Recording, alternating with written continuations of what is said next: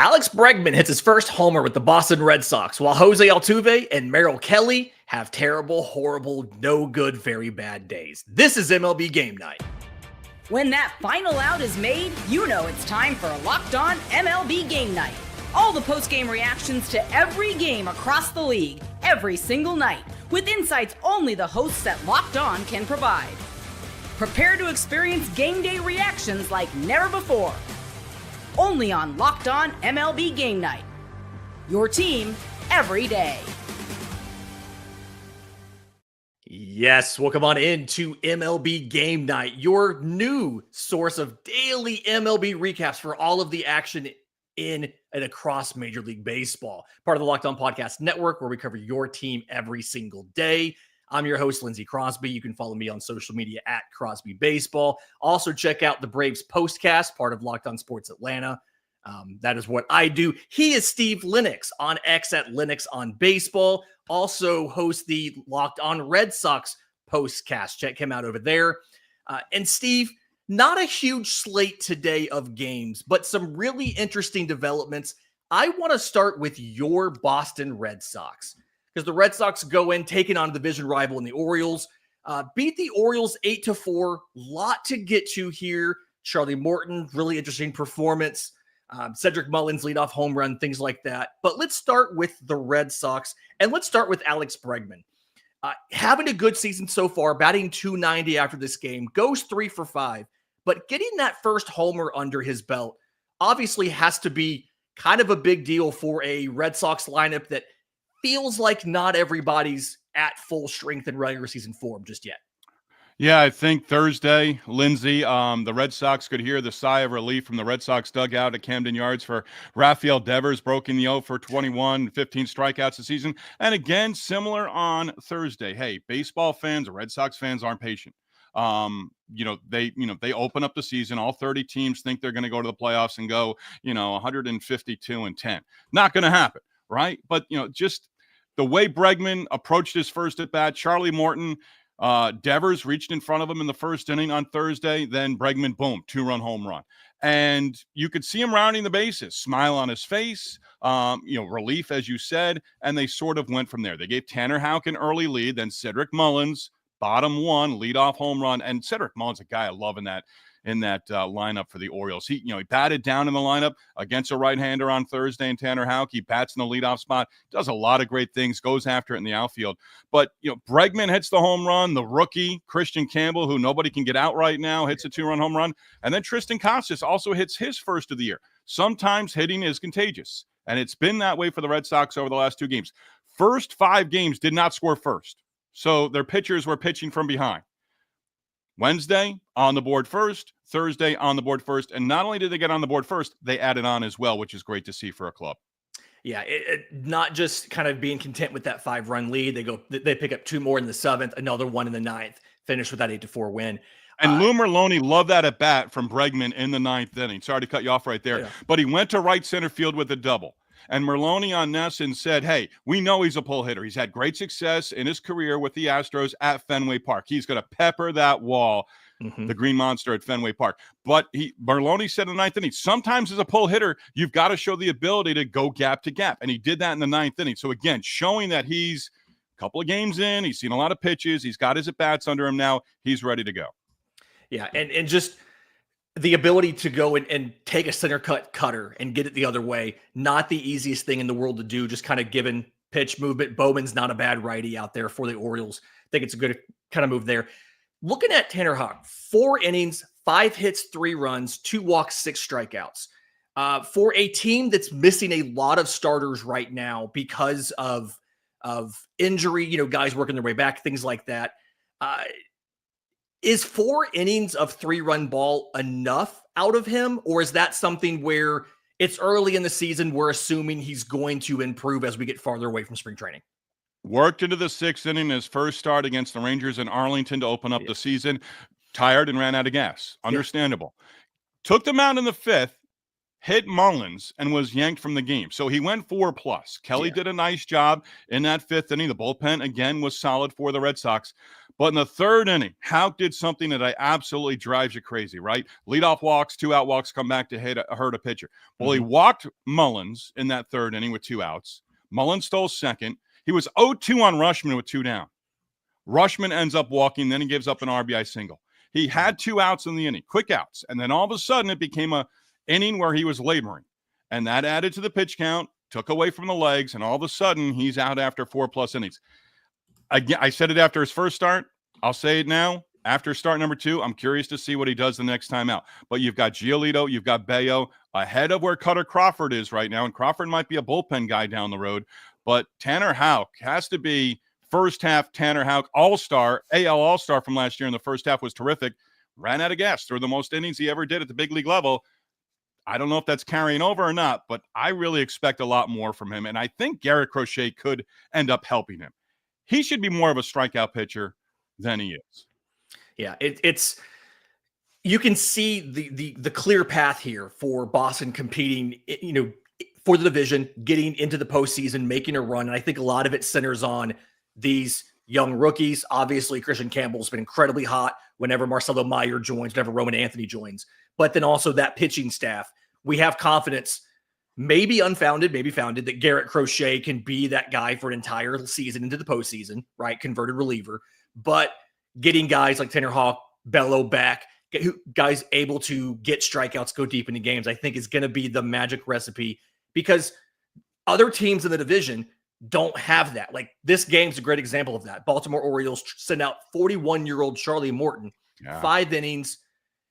Weird stat line for Charlie Morton, 10 strikeouts, but also 5 runs on 6 hits, including the 2 home runs we mentioned. Did it feel like Boston was feast or famine with Charlie Morton? It was either a home run or an extra base hit or nothing. And why did they have so much trouble with that curveball today? Just swings getting long and watching, Jim Rice, Hall of Fame hitter, watch him in the pregame, watch him in the postgame, talk hitting. You can learn a lot by just listening to Jim Rice. That Texas series, I don't play a hitting coach here with you, Lindsay. I don't play a hitting coach in real life. Yeah. But with 2 strikes, it should be a basic principle still instilled in a big league hitter, even in the minors. Cut down, change your approach. Devers never changed his approach during that Rangers series. Yeah. Swung through some fastballs that were in the middle of the plate that he'll hit in July. Casas the same, pulling off pitches.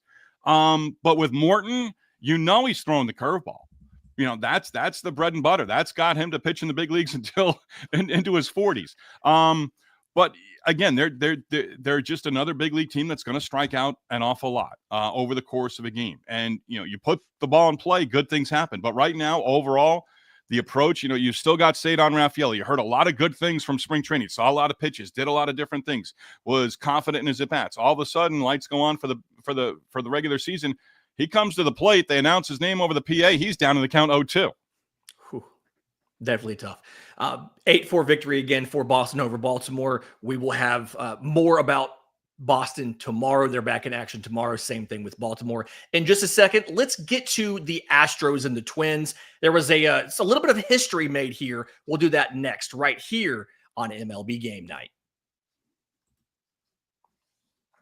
But first, today's episode is brought to you by our friends at Monarch Money. If you ever check your bank account and wonder, where did all my money go? Between dining out, online shopping, entertainment, it's easy to lose track, and that's where Monarch Money comes in. Your personal CFO, giving you full visibility and control over your finances. Monarch Money's not just a budgeting app. It's a complete financial command center.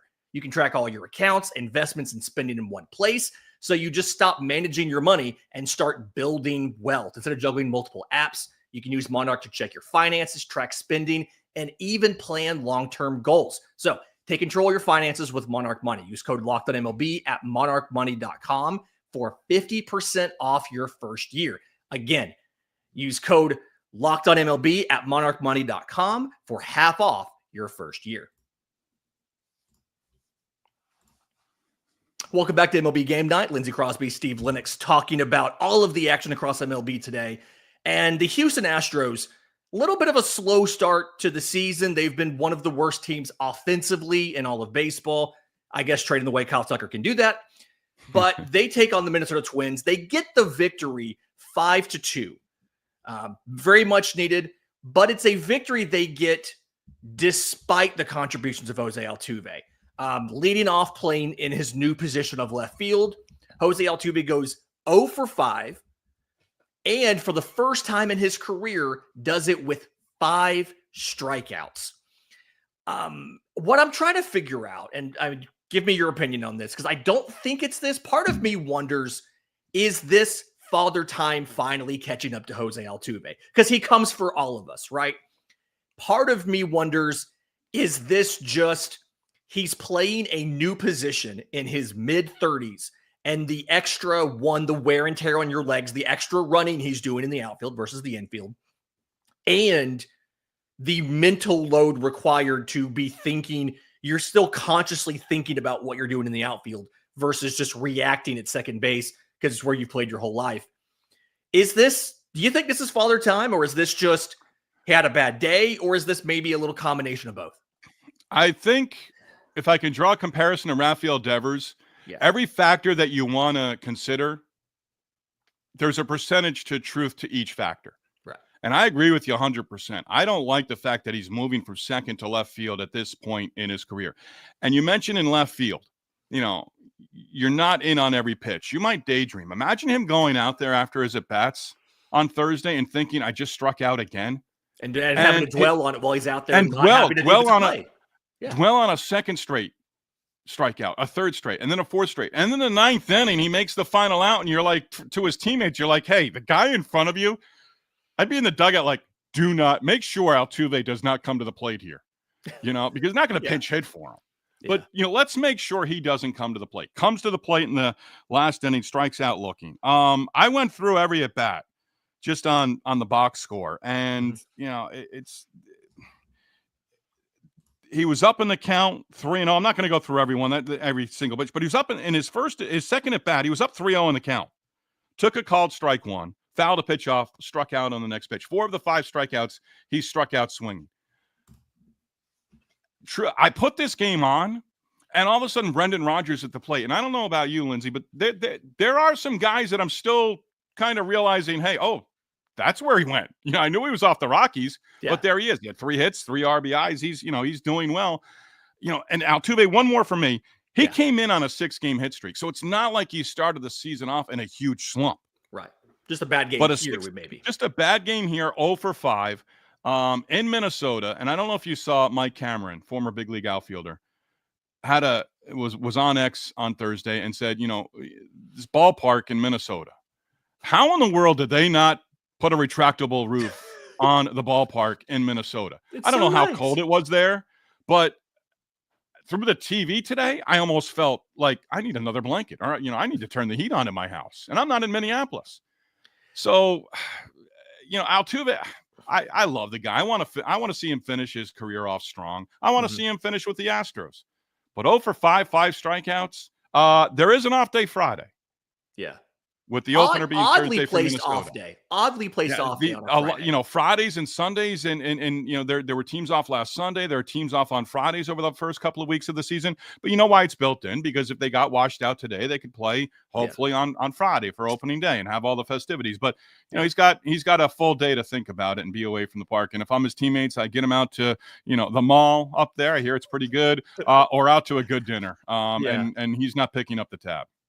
Get his mind off of it a little bit and say, hey, thank you for the sacrifice of going to left field. The infield defense is much better with Brendan Rodgers at second and Christian Walker at first, so shout out to that. Mauricio Dubon's ability to play, he played third and center field today. He can play second base at a Gold Glove level. He ended up going to left for Altuve later. Altuve came out of the game, I think. And you're going to lose at bats for him late in the game, because are you going to put him back at second base? From times, is he taking balls at second base? There's a grind too of trying to be sharp at that position. Rodgers is going to be a hard guy to move off second base, but Altuve is going to lose at bats every once in a while because you're going to have to replace him defensively. Yeah. And then the flip side of this, over on the Minnesota side, kind of a dreadful start for them, right? They're 2-5 this year, also have had trouble offensively. And you had the highs and the lows here, right? Byron Buxton Not going to say he was back to the old Byron Buxton, but goes 2 for 4, scores a run, steals a base in this one. It's the base stealing has been the thing that it felt like Byron Buxton's goal was just to stay on the field, not necessarily to get on the stolen bases. But then Carlos Correa just continues this nightmare start. He got his first hit yesterday.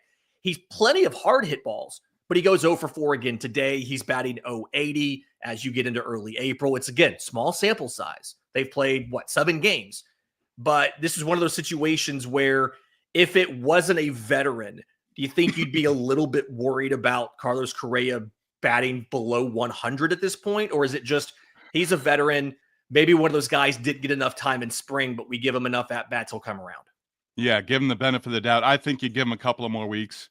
Once you're mid-April, tax time, late April, you can if still you're break filing your out of it. taxes and you're not hitting your weight, at that Yes. point, we have an issue. Yeah. Yeah. And there are plenty of guys who get off to slow starts. Lindor in New York with the Mets, Bregman last year with Houston got off to a very slow start.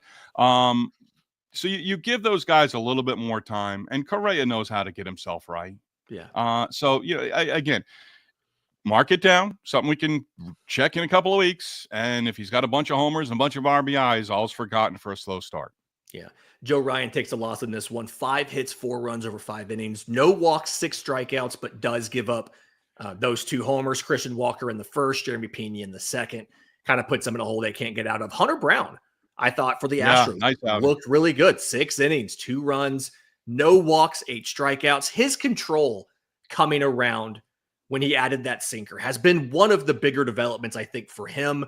And it makes you feel good about this Astros team if they can get back to the postseason, having a rotation that can get them through a series between Valdez and Brown. They've got plenty of guys now. They develop pitching. They really do. You got to keep them healthy. But Hunter Brown, that final line, terrific. And, Minnesota hitters, 0 walks in 2 straight games. And for the third time this year. Now we're going to talk about, on base percentage and things like that. But it just struck me as they're not putting the ball in play. 11 strikeouts total against Brown and Houston pitching, but not a single walk in 2 straight games. And for the third time early on the season, that says an awful lot too about, approach right now, team wide. As with the Red Sox, hitting contagious, and also, there can be a collective team funk right now. But that struck me as I went back and looked at it over the course of the series for Minnesota. You want to talk about hitting being contagious? Let's talk about the Yankees and the Diamondbacks. The New York Yankees just absolutely take it to Arizona, 9-7. But a lot of the damage comes off of Merrill Kelly. 3 2/3 innings, 9 runs on 9 hits. He walks 3, only strikes out 2. Gives up homers to Aaron Judge, homer to Trent Grisham, homer to Josh Chisholm Jr. And before we get to the Yankee side of this, because there's plenty of Yankees talk you can always do, we've seen, I think, 1 rough outing out of the 2 for Zach Gallen. Now we have Corbin Burns, Merrill Kelly. Is there any concern that after you get past Burns and Gallen, that Arizona doesn't have a reliable third starting pitcher? Because when you get to the postseason, you've got to have that third guy. Right. And again, they always seem to manage to find somebody, someone that's coming up. It's a team that figures it out somehow, some way. Torey Lovello, what they have going on there with Mike Hazen running the front office. There's a real connection there as to, and I think it comes from those 2 guys being there now for almost a decade. I think 8 years together, if I have that right. I'll have to check on that. But, you talk about the Cardinal way or the Yankee way or, what used to be the Oriole way. The Diamondbacks, when they bring guys up from the minors, they're expected, and they know we're coming up here to produce. Yeah. We're expected to get results. And I've been fascinated with them over the last couple of years because they continue to churn out talent through their system, and they just seem to find pitchers. We might be talking about somebody mid-July of all of a sudden he's on the radar and all of a sudden he's up here and, he's peppering the strike zone. Brandon Pfaadt. But that's who I was trying to come up with. Brandon Pfaadt last year. Yeah. So if you can, again, health and everything, but Burns, the way you have it at the front right now, it's strong, but you have to have those guys behind them. And as you said, come October, it's 3 starters and you've got time to develop and figure out who it is. But, it's an interesting organization. I mean, they took the field Thursday at Yankee Stadium looking for a series sweep. 3-game win streak comes to an end. But, I mean, in that division, the way the Dodgers, Padres, and the Giants have gotten off to, you can't fall too far behind. I mean, you're going to be battling for a wild card spot likely, and you might be looking up at all three of those for the entire season. The Giants, I mean, they're right behind the Padres and the Dodgers. The standings in the West and the National League West are fun to look at right now. It's absolutely absurd. And this is quietly one of the better offenses in baseball. Like, people don't necessarily think about it, but with Corbin Carroll up top, they obviously replaced some pieces. They lost Christian Walker and things like that this year, but quietly a very, very good offense, and one we expect to score plenty of runs. My question, which you covered really well, is what's the offense going to do? On the other side, the offense is going to be good to the Yankees. We've seen what they've done this year. My question's always kind of been on the pitching. Once Garrett Cole went down, you're anchored by Max Fried, Carlos Rodon. Do you have enough pieces if you're starting Marcus Stroman and Carlos Carrasco?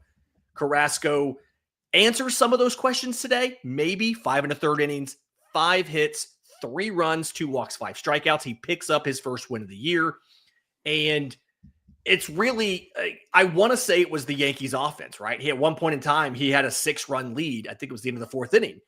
But is Carlos Carrasco maybe good enough to keep the Yankees in this over the course of the season? I don't know if he's your postseason starter, but is he at least going to be able to do enough all year? Or was this, he caught a bad team at a good time? Because his last outing was not nearly as good as this.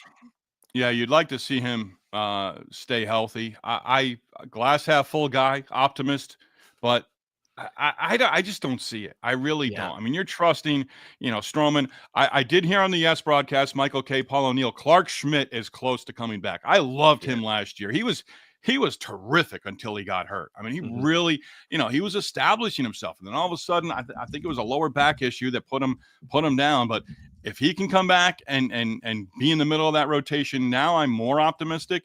Prospect Will Warren in there as well. Yeah. So when you mention Carrasco, when you mention Stroman, it's sort of in the same breath right now. What are you going to get start to start? Now, if you're going to get 9 runs for them in an outing, their ERA can be close to 5. You or I could do that and probably win a game, Steve. and look what Nestor Cortez did for Milwaukee on Thursday night, Lindsay, compared to what he did against the Yankees as well in his first start of the season. Just absurd. His first outing against his former team, and then what he was able to do against the Reds Thursday night. Yeah, going into the year, a big part of me thought that the Yankees offense may have just ended up being Aaron Judge, Chad Chisholm, and the boys, but Ben Rice has been hitting well. Austin Wells has been hitting well. So you've got more pieces than maybe I think we were all expecting. I don't know how much of that is the torpedo bats and how much of that is just we underrated them a little bit. Jason Dominguez, maybe it's the power of the beard for Jason Dominguez. He's had some good games. Have you tired of hearing about the torpedo bats? 100% yes, simply because I think everybody thinks they're illegal, and they're not illegal. Things like this have been around for years. Yeah, they didn't invent them. They're not the first team to use them. They just hit a ton of home runs on opening day, so we all paid attention to it. They've been around for a while, but I am a little tired of the debate about the torpedo bats. They're fine. A bunch of teams have ordered them. Not everybody's using them. Aaron Judge doesn't use it. Doesn't need to. but like you said, doesn't need to. But Anthony Volpe does, because it helps with the specific way that he swings and makes contact, right? So I get it. And Volpe now knows what Jeter knew: short porch and right, inside out. I can go the other way, and I can hit the ball out of the ballpark. There you go. It feels like that. So, were you surprised, like I was? And maybe I shouldn't have been, given what he did last year, to see Paul Goldschmidt coming off the bench for the Yankees. It's a tough, I understand he's not the same Paul Goldschmidt that we all remember, but it's still a tough sight to see. It is. Pinch hit and walked in his plate appearance, and then played first base. This is just a guy you root for. Yeah. From Arizona to St. Louis. I don't know what it's about a first baseman going to St. Louis, and all of a sudden you like him that much more, you embrace him that much more. I That's want to just St. see him Louis. finish strong. He's been in the leadoff spot this year for the Yankees. He's in a spot where, I want to go and win. I mean, they could, Stanton, who knows when he comes back, but you can put Goldschmidt in there against lefties as the DH, and I want to think he's going to produce over the course of the season. Again, he hit in the leadoff spot. Where do you put him in the lineup? Well, now you can put him 1 through 9. And he's not a guy that's got an ego of, hey, today you're down in the number 7, 8, 9 spot in the lineup, but you're in the lineup. So I want to see him do well. Nolan Arenado hits the home run in on opening day for the Cardinals, gets the ovation, and, love that. I wish he could have finished with the Cardinals, but yeah, he's got enough in the bat that he can be in this lineup and he can produce. And I think, he's going to produce in some big moments, I think, for the Yankees. Or you could, unfortunately, I could also see him being DFA'd at some point, if they have something else to do. It's just, that's baseball. I mean, he understands the business of it. He's got to produce. And he's got this opportunity now. We're going to wrap up the rest of today's slate after this.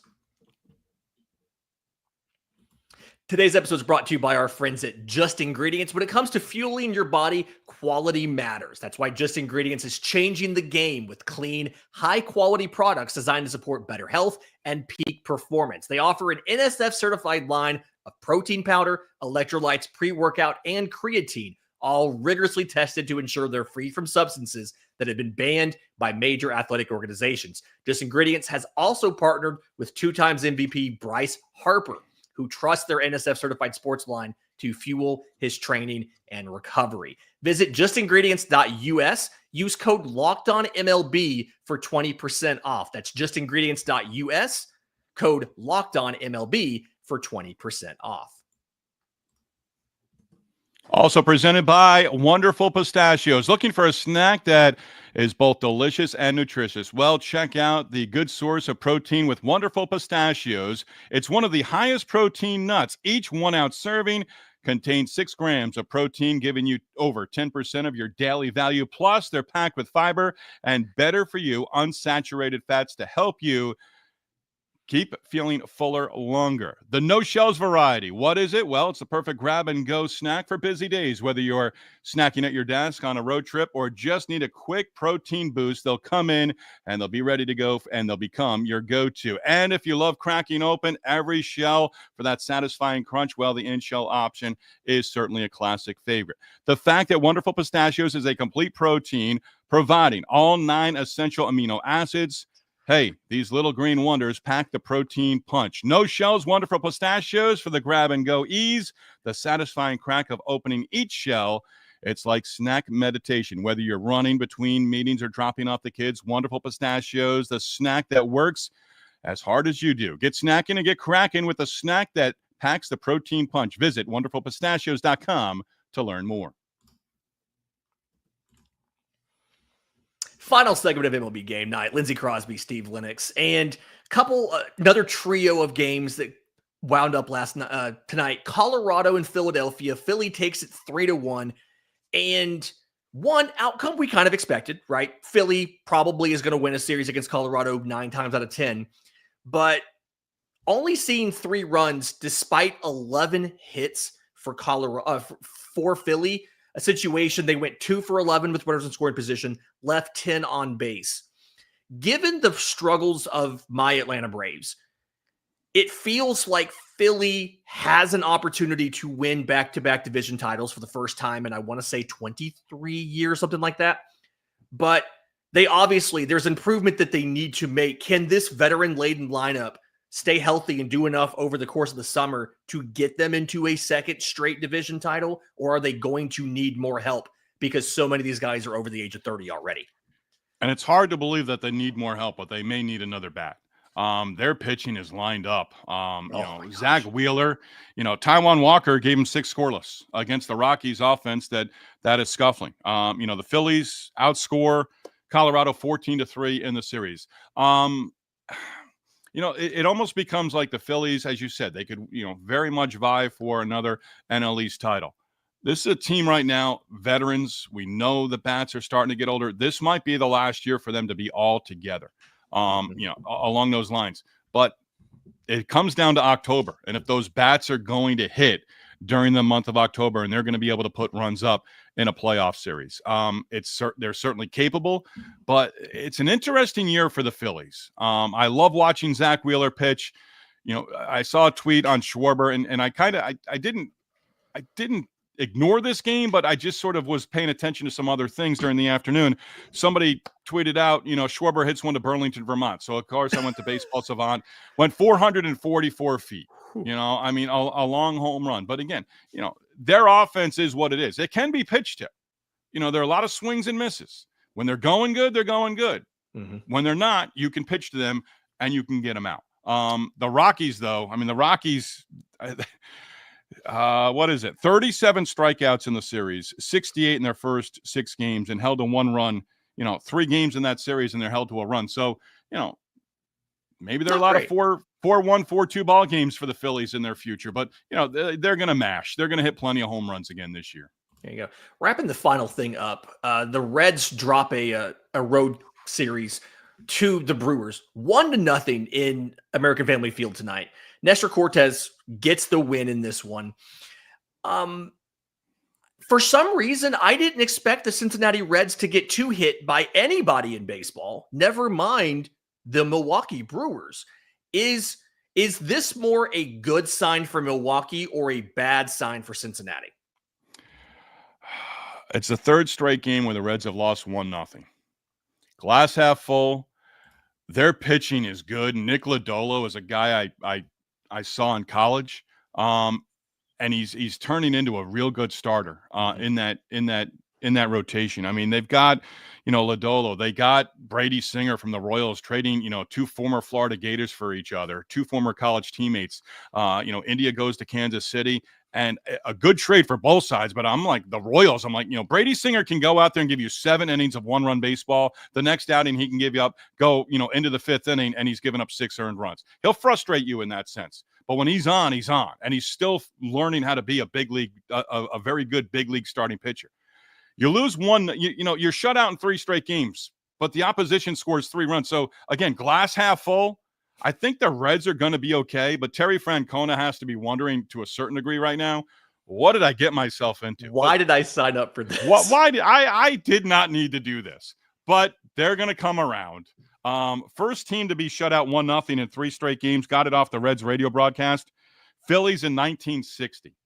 Ooh. Lost 3 straight 1-0 games. So it's been a while. What a deep cut. This has been MLB Game Night for Thursday, April 3rd. Do us a favor. You're listening on audio. Leave us a 5-star review, Apple, Spotify, wherever you get your podcasts. If you're on YouTube, subscribe to Locked On MLB. Hit the notification bell so you know when we go live tomorrow. Again, this show will be 7 days a week. We have a whole team of folks here, whether it's me, Steve, anybody else. We're coming to bring you your daily MLB recaps. For Steve Lenox, I'm Lindsay Crosby, and this has been MLB Game Night.